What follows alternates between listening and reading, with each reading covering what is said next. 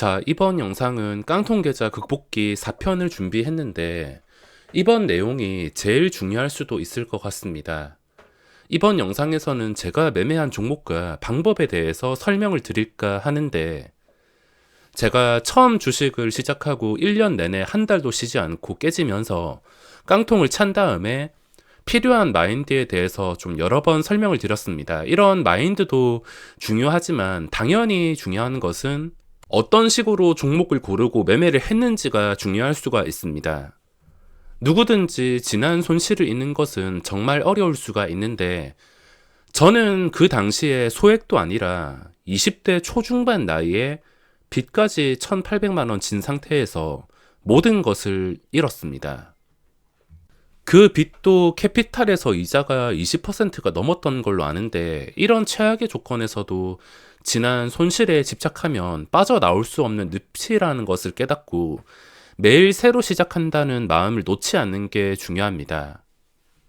많은 분들이 이런 마인드보다 제가 어떤 식으로 매매를 하면서 살아남고 극복했는지에 대해서 궁금하실 텐데 그 당시에 제가 매매한 것은 정치 테마주와 이슈가 큰 종목들로 매매를 해서 깡통을 찼습니다. 지금 당장 생각나는 게 그 당시에 가장 기억에 또렷한 게 써니전자, 미래산업, 그리고 다른 정치 테마주들도 많지만 정치 테마주 말고 YG 엔터테인먼트, 표적으로 이런 종목들을 매매를 했습니다. 이 당시에 YG 엔터테인먼트 정말 핫했는데 정치 테마주와 이슈가 큰 종목들은 대박 날 수 있는 종목이긴 하지만 자리만 정말 잘 잡고 이거 버티다가 잘 먹으면은 몇 배씩도 먹을 수 있긴 하지만 한 번만 삐끗해도 큰 돈을 잃을 수 있는 종목들이었습니다. 주식을 하면서 중요한 것은 수익도 중요하겠지만 삐끗했을 때 얼마나 주가가 방어가 잘 될 수 있냐, 얼마나 내가 안전하게 탈출할 수 있냐를 생각하고 그런 종목을 고르는 게 중요한데 이걸 단순히 수급을 보고 판단하기 시작했습니다.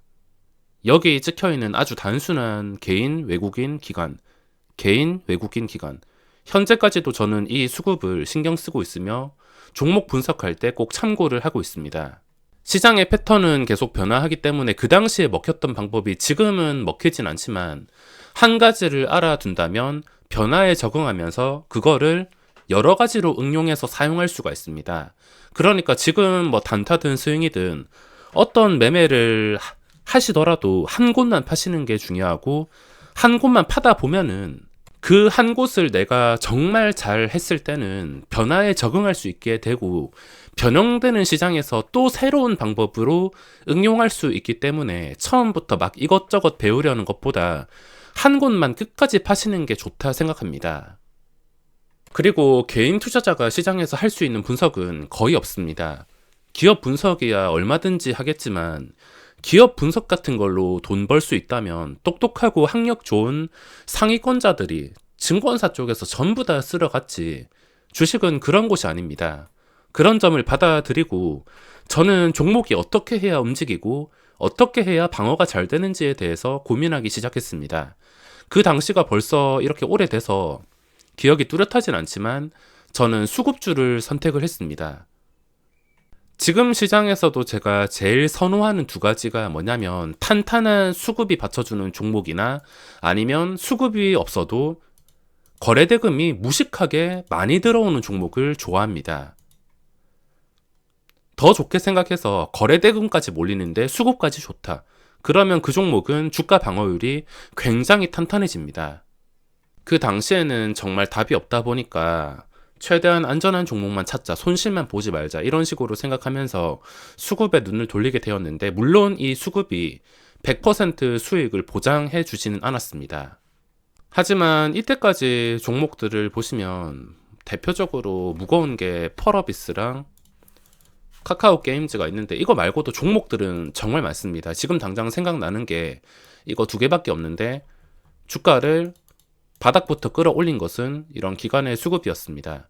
외국인 수급도 있지만 저는 기관의 수급에 대해서 신경을 쓰기 시작했는데 죽어있던 종목도 이런 수급이 계속 유지가 된다면 주가가 살아나면서 고점과 가까워지면 질수록 먹을 자리가 많이 생겨납니다. 그래서 그 당시에 생각했던 게 살아남는 게 최우선이었으니까 뭐 정치 테마주 이것저것 이슈가 있는 종목을 고르기보다는 수급이 좀 탄탄하고 무식하게 들어오는 그런 종목에 눈을 돌리게 되었습니다. 그리고 그전의 시장이 지금 시장 같지 않습니다. 그전 시장 보시면 현재는 막 거래대금이 하루에 10조씩 나오고 있지만 그전의 시장 거래대금 보시면은 쭉 내렸을 때 보시면은 하루 3조 원, 3분의 1밖에 되지 않습니다.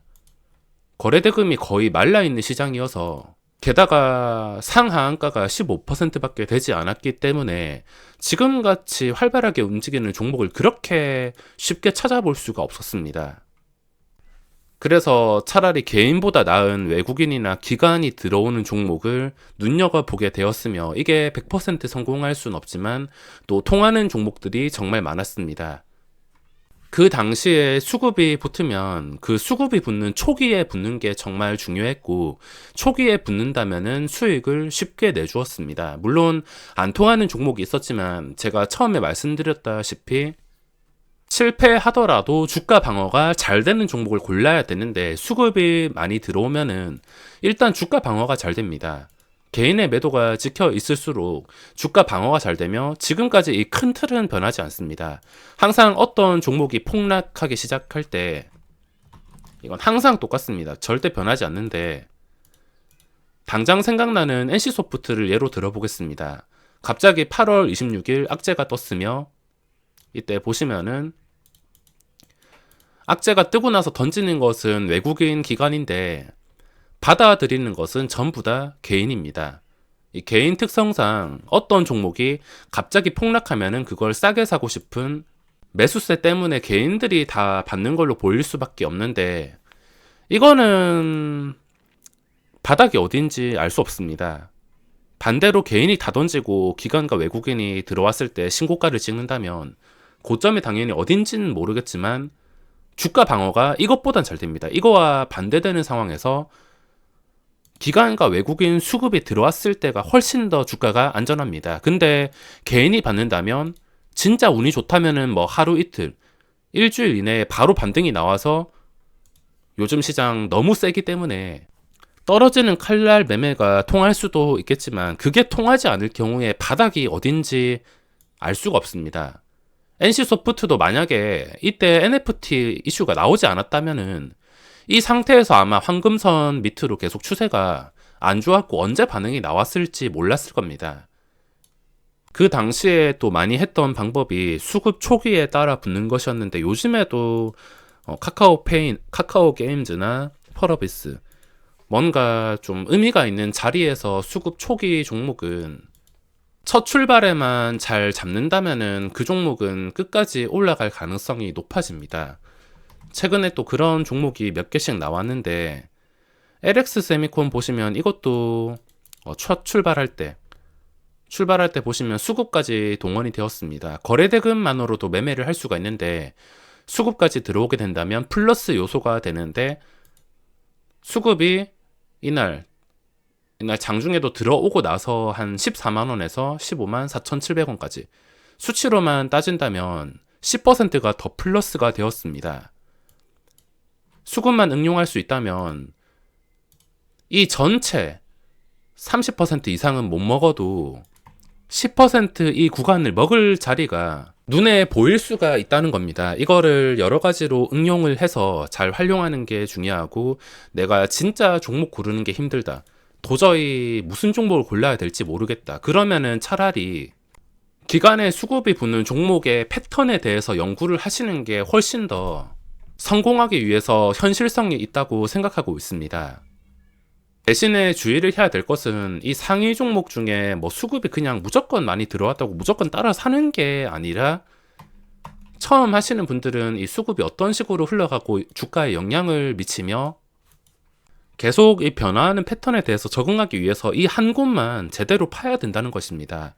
이것저것 손대다가 아무 의미 없게 만드는 게 아니라 한 곳만 파는 게 중요합니다.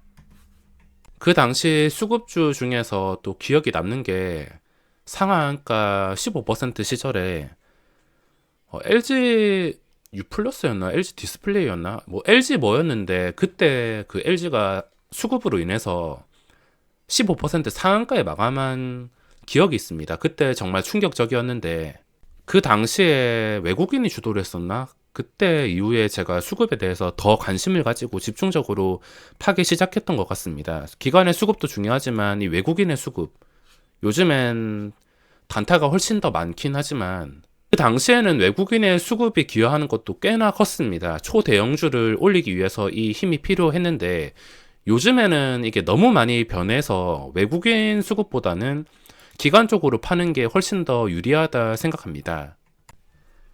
마지막으로 다시 말씀드리지만 단순히 기관 매수가 찍혔다고 무조건 따라서 매수했다가 그대로 물려버릴 수가 있습니다.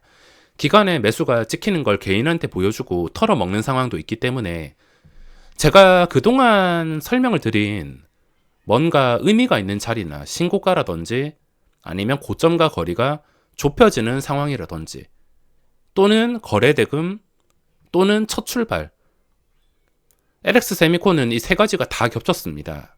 그래서 제가 이 장대양봉이 뜬 날 설명을 드린 것이고, 첫 번째 신고가 자리 자체가 의미가 있습니다. 그리고 두 번째가 거래대금, 세 번째가 첫 출발. 최근에 뭐 다날이나 이런 종목처럼 계속 올라온 게 아니라 거래량이 없는 상태에서 처음 붙었습니다. 이렇게 하나라도 의미가 겹쳤을 때 같이 사용한다면 성공 확률을 높일 수가 있으며, 의미가 없는 뭐 초대형주들, 여기 수급 상위에 SK이노베이션, LG화학, 크래프톤, 기아, 여기 기관 매수 상위 찍혔다 하더라도 이런 것들을 의미가 없는 상태에서 따라갈 수가 없습니다. 쉽게 설명드리면 기아란 종목에 의미를 부여하려면 거래량이 뭐 하루에 조 단위로 나온다던가 한 1조, 2조 나온다던가 하면은 그때부터 의미를 부여할 수 있는데 그게 아닙니다. 또는 역사적 신고가의 의미를 부여하거나 그 전에 250일 최고가라도 이 자리를 뚫어준다면 의미를 부여할 수 있지만 현재로서는 그게 될 수가 없기 때문에 단순히 수급이 지켰다, 이걸 따라갈 수가 없습니다. 한 가지 방법에 대해서 끝까지 파다 보면 그 방법이 다시 안 먹힌다 하더라도 변형된 다른 방법으로 분명히 응용할 수 있기에 언제 완성되고 완벽해질지는 몰라도 어떤 방법을 쓰더라도 한 곳만 제대로 파시기 바랍니다.